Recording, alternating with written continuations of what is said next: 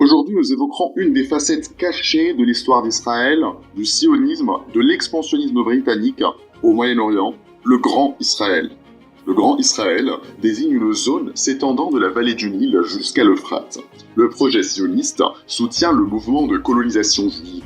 Plus largement, cela implique une politique d'exclusion des Palestiniens de la Palestine, conduisant à l'annexion éventuelle de la Cisjordanie et de Gaza à l'État d'Israël.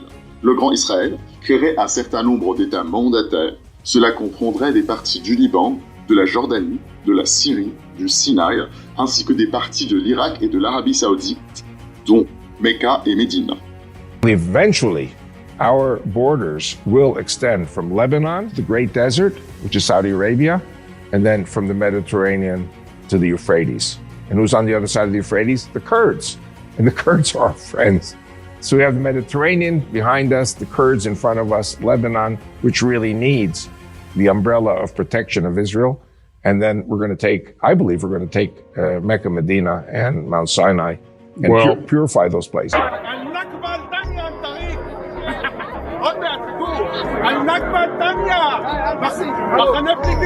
When you look at the map, a map of the Middle East, Israel is a tiny little spot compared to these giant land masses. It's really a tiny spot. I actually said, is there any way of getting more? It's so tiny.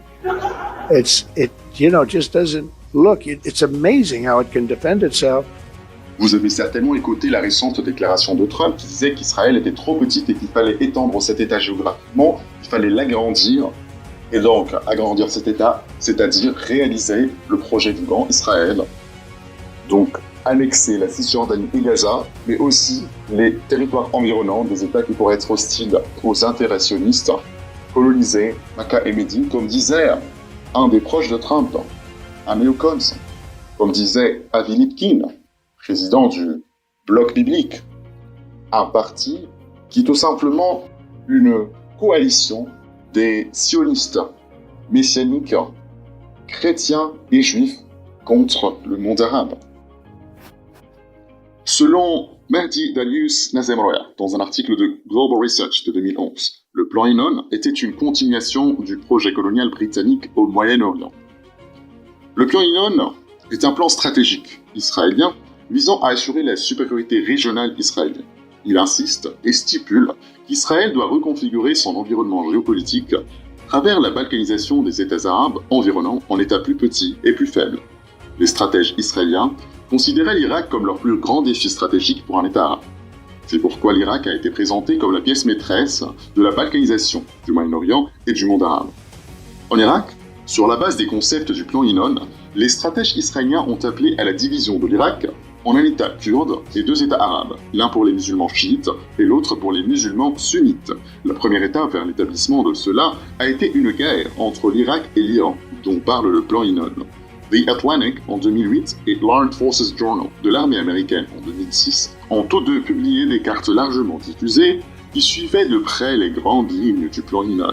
Outre un Irak divisé que le plan Biden appelle également, le plan Yinon appelle à un Liban, une Égypte et une Syrie divisées. La partition de l'Iran, de la Turquie, de la Somalie et du Pakistan s'inscrit également dans cette logique. Le plan Yinon appelle également à la dissolution en Afrique du Nord et prévoit que celle-ci commencera peut-être par l'Égypte et s'étendra ensuite au Soudan, à la Libye et au reste de la région. Le Grand Israël nécessite la fragmentation des États arabes existants en petits États. Le plan repose sur deux prémices essentielles. Pour survivre, Israël doit, premièrement, devenir une puissance régionale impériale et, secondo, diviser toute la région en petits États par la dissolution de tous les États arabes existants. La taille ici dépendra de la composition ethnique ou sectaire de chaque État. Par conséquent, l'espoir sioniste est que les États sectaires deviennent les satellites d'Israël et, ironiquement, sa source de légitimation morale.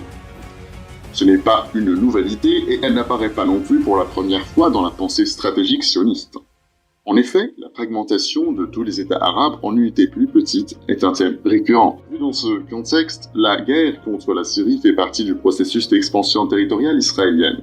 Les services de renseignement israéliens, travaillant main dans la main avec les États-Unis, la Turquie et l'OTAN, soutiennent directement les mercenaires terroristes d'Al-Qaïda en Syrie.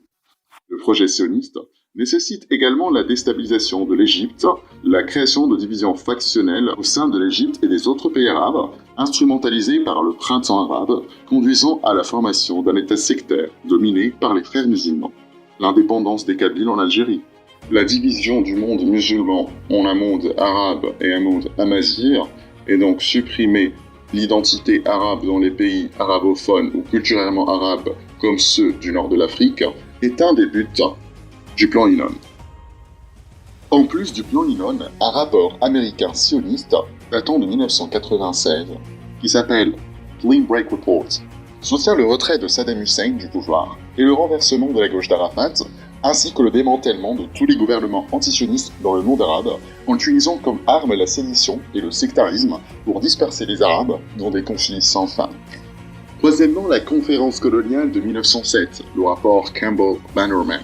Selon la première partie du Malaf Wata'er Filastin, dossier des documents palestiniens publiés par le ministère égyptien de la Culture et de l'Orientation nationale en 1969 sous Abdel Nasser, le document indique qu'une conférence coloniale secrète s'est tenue à Londres entre 1905 et 1907 à l'initiative du Parti conservateur britannique, à laquelle ont participé d'éminents historiens, sociologues, géographes, agronomes, experts pétroliers et économistes. La prétendue conférence aurait formulé en 1907 une série de recommandations au Premier ministre britannique de l'époque, Henry Campbell Bannerman, soulignant les points suivants. L'établissement d'une forte barrière humaine étrangère dans le pont terrestre reliant l'Europe au Vieux Monde, et les deux à la Méditerranée, pour former dans la région proche du canal de Suez une force hostile au peuple de la région et amicale envers les pays européens et leurs intérêts, constitue la mise en œuvre pratique, immédiate, des méthodes et approches proposées.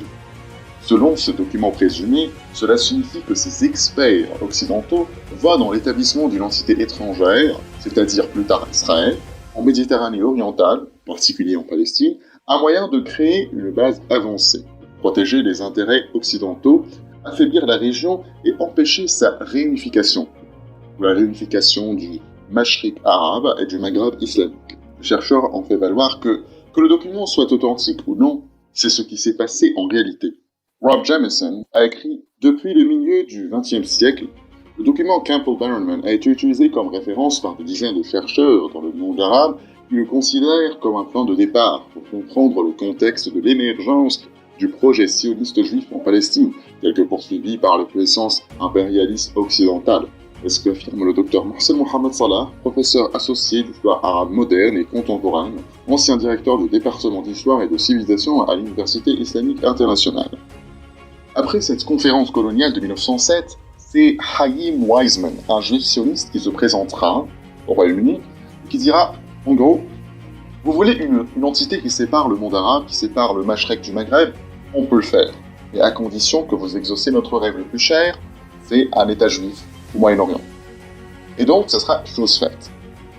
Et chaque attaque contre l'État juif, ou l'entité qui sépare le Mashrek du Maghreb, l'entité déstabilisatrice pro-occidentale du Moyen-Orient, chaque attaque contre cette entité, ou chaque tentative de déstabilisation contre cette entité, résultera en une contre-attaque britannique, française, américaine, tout simplement car Israël et le projet de l'Empire britannique dans le Moyen-Orient, et que chaque attaque contre Israël est une attaque contre leur projet de 1907, contre les intérêts de cet empire colonial qui est l'Empire britannique. Seulement 3 semaines avant le 7 octobre, Netanyahou montrait une carte du New Middle East devant l'Assemblée générale des United Nations, des Nations Unies, dans laquelle les territoires palestiniens, la Cisjordanie et Gaza, étaient annexés à l'État d'Israël. Et cet État d'Israël était marqué en bleu avec des États satellites environnants, l'Égypte, le Soudan et l'Arabie Saoudite en vert. Comme quoi, la paix dans le Moyen-Orient ne peut se faire que par l'annexion de la Cisjordanie et de Gaza à Israël.